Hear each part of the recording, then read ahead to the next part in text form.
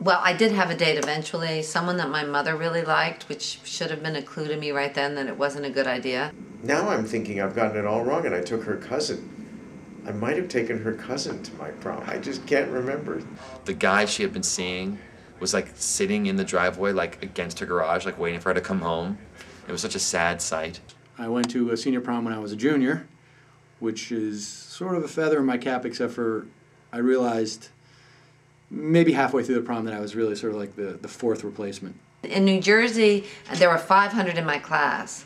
It was very old-fashioned and very, very proper. It was a rough school. We had bomb scares and kids with knives, and I had never seen girls fight before. It was public high school, 1,500 kids maybe. It was big. I went to Princeton High in Princeton, New Jersey, and it was, you know, it's a nice town. It's an old town. It's like a very sort of like waspy, scholarly town. It was quite an interesting experience for me, and a fun one, and really probably was the only thing that connected me to the real world before I got to college. So it was I'm grateful for that experience. When you get all dressed up when you're not used to it, you kind of overdo it, and I think that that's what's really funny about celebrities at the prom is that they overdid it too, and everything. It's like all about the big hair, and it's really funny. When George Clooney went to the prom in 1978, he took his date in his father's red and white Corvette, so clearly he was always cool. Christina Aguilera, she went to her boyfriend's prom in 1999. She wasn't in school at the time, but he was, and when the song Genie in a Bottle came on, kids walked off the dance floor.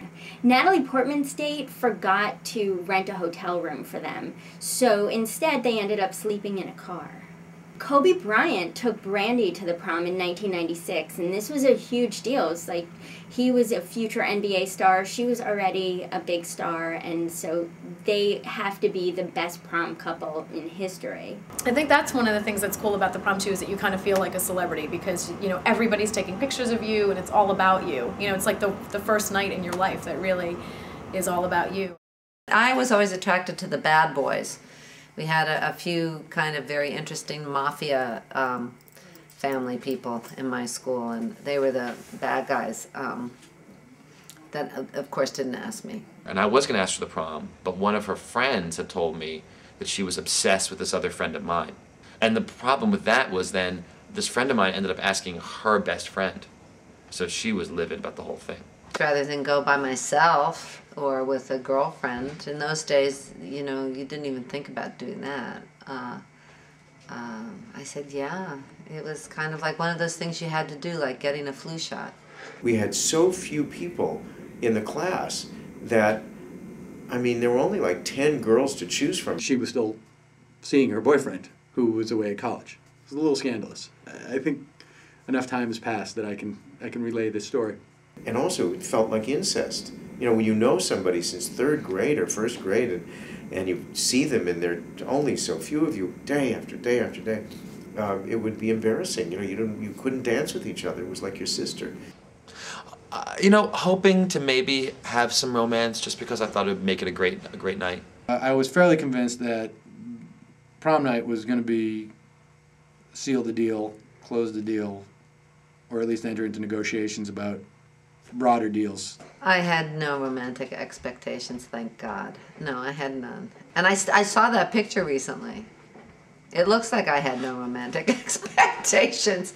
I looked fine. You know, a little bit teased hair, a little bit of a flip, plain white, strapless, skinny dress on a skinny girl. I shanked it.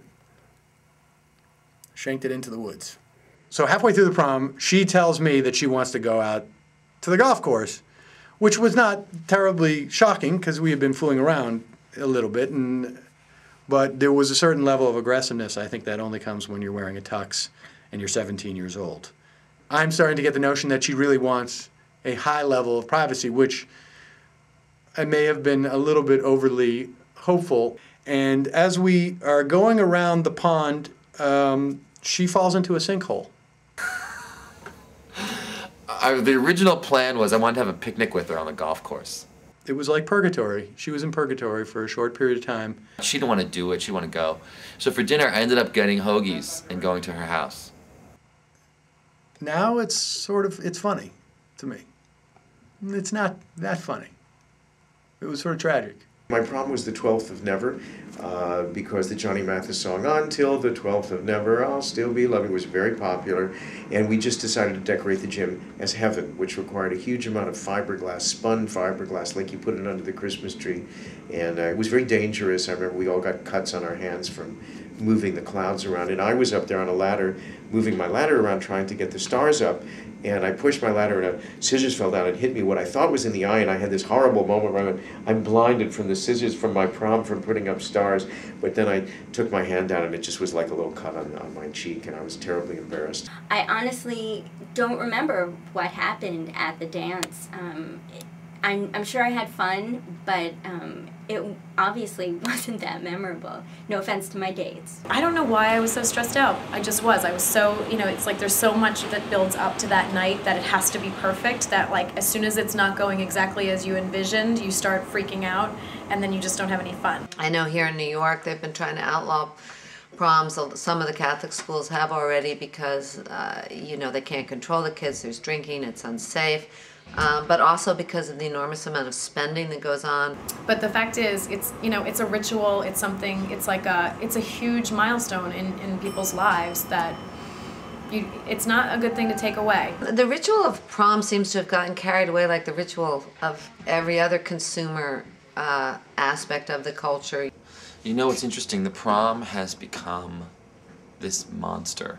I think it has morphed into an event that is like some kind of watershed for so many different reasons, and that's really scary because you're not that grown up at 17, really, or 18 even. You're still pretty vulnerable emotionally, and I think it's horrible for the kids that are left out. And the monster is like it'll never live up to your idea of it. That's why it's evil. Because no matter what you do, it's like New Year's Eve, but you can only do it once in your life. I think the prom is like a really, really secular confirmation. And of course, it builds up this whole idea of what it's going to be. And of course, everyone prepares for it for months, and they get the right clothes and the limos and it ends up being, and half of it ends up being you don't remember half of it anyway. You get to stay out all night. It's probably more important than graduation for high school kids. But no matter what the reality is never going to be what you think it's going to be. I have two daughters, and prom sort of symbolized, getting to a certain place, and it framed the fact that your life was kind of moving on, which I think is a good thing. I think proms can be terrible if nobody asks you, if you're a girl, and if you're a boy, if you ask people and they say no. My daughter went to one prom with a friend of hers who was a girl who was gay, and my daughter wasn't gay, but they just happened to go together and had a fantastic time because all they were was friends. They were happy. Everybody got to go. It was kind of nice because her friend wasn't going to go otherwise, and it was nice for my daughter because they were really good friends and they had fun. I think it's every high school student's right to get to go to their prom. Even if they don't have a good time, like everybody has a prom story, and you just want to own that, whatever happens. Like you want to have the chance to have that night.